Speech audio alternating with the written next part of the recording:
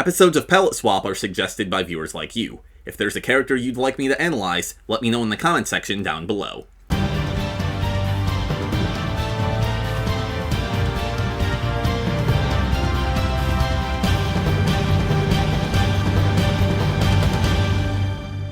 Good morrow everyone, Silvershire here, and welcome back to Palette Swap, where I rank the costumes and character designs of your favorite fighting games. And by your favorite fighting games, I mean my favorite fighting games, and by my favorite fighting games, I mean Soulcalibur.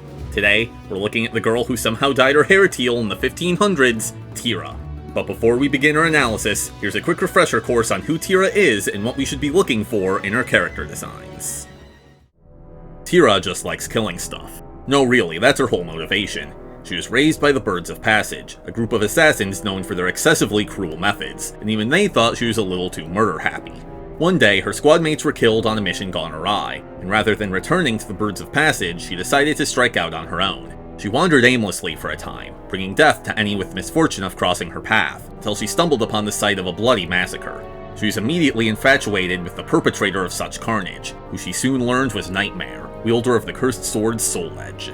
She tracked Nightmare down and pledged her undying loyalty to him, which is coming on a little strong if you ask me, but Nightmare's not one to pass up a free minion.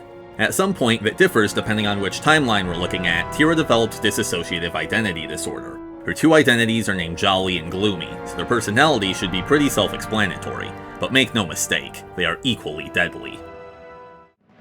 Her Soulcalibur III 1P makes a strong first impression. Before we even get to the costume itself, her hair, makeup, beauty mark, and body paint give her a unique and striking appearance.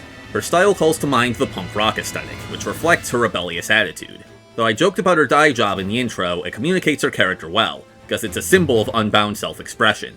This can also be seen in her clothes, which are torn to shreds and messily sewn together in places. As revealed in an art book, these are actually the tattered remnants of what she wore as a Bird of Passage, implying she doesn't have easy access to new garments and must make do with what she has. There are feathers around her neck, arms, and legs that, as well as contributing to the bird theme, give her a unique silhouette. I've criticized some of Soulcalibur's outfits for breaking my immersion by looking too modern, but I think Tira manages to perfectly skirt that line. Small details like her belt and armored greaves ground her in the historical setting despite some anachronistic elements. Her green and purple color palette is simple but effective, as secondary colors are usually associated with villainy. The choice to make her hair a slightly different hue than the rest of the green helps it stand out. 9 out of 10. Her 2P is much less ragged, and if not for the metal skulls adorning her jacket, she could pass for someone who isn't going to stab you in a dark alleyway. She looks graceful and elegant, which suits her fighting style, the Dance of Death. However, her dress is rather simple, which keeps it from looking uncharacteristically fancy.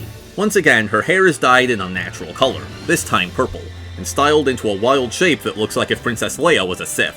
I would have liked to see the skeletal imagery expanded upon. Since her 1P leans more into her jolly side, this could have gone all in on Gloomy. As is, it's not super memorable aside from her hair, but it's alright.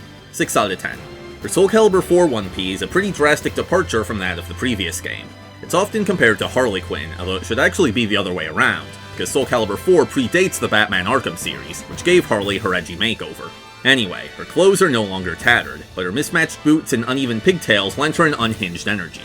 She has these clawed gauntlets that are appropriately intimidating, though I feel they too should have been asymmetrical. There is some sense of continuity from her old 1P, as she still has green feathers around her neck and legs, but I'd like a bit more. Body paint would have paired well with this outfit since it leaves so much of her midsection exposed.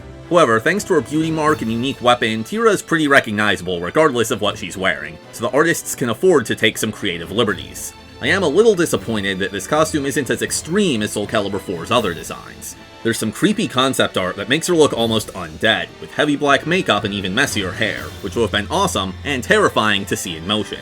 Still, I like this outfit, and not just because red is my favorite color. 8 out of 10. Her 2P turns her into a goth jester, which is the perfect blend of gloomy and jolly. It's also fitting that she's dressed as a member of a royal court since she's serving Nightmare in Ostrheinsburg Castle. Her head is more rigidly structured than a typical jester's cap, coming up to form what appears to be a pair of horns before dropping down into the floppy bits. The metal skulls are back, but there's way more of them, which I appreciate. This is definitely Tira's simplest hairstyle, just a bob cut with a purple highlight, but that works in the costume's favor, because complex hair would just distract from her hat.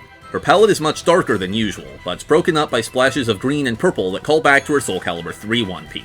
There's also some visible stitching like in that design. When I'm planning out these videos, I generally have a pretty good idea of what score every costume is going to get before I actually review it, especially if it's on one of the far ends of the spectrum, but this one surprised me with just how great it is. Not sure why it didn't stick out in my memory more. 10 out of 10.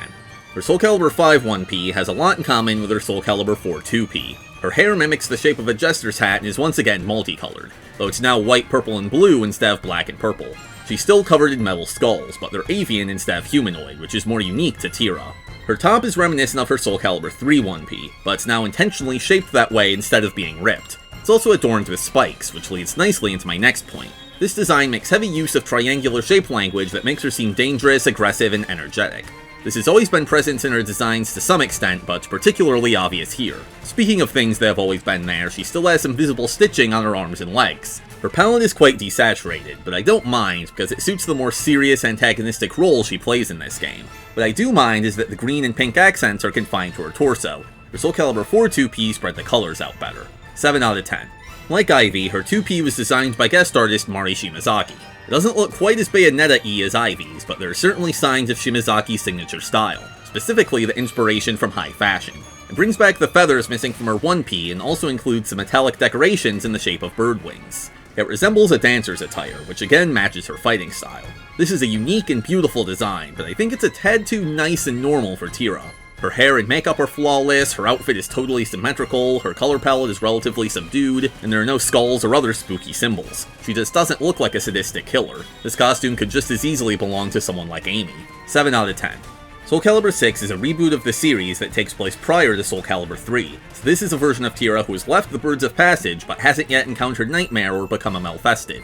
Her design is super cool because it combines elements from all of her previous costumes. It has the color scheme and body paint of her Soulcalibur III 1P, the hairstyle of her Soulcalibur III 2P, the belt and claw gauntlets of her Soulcalibur IV 1P, the skirt of her Soulcalibur IV 2P, the ripped top and bird skull motif of her Soulcalibur V 1P, and okay, not really anything from her Soulcalibur V 2P, but still.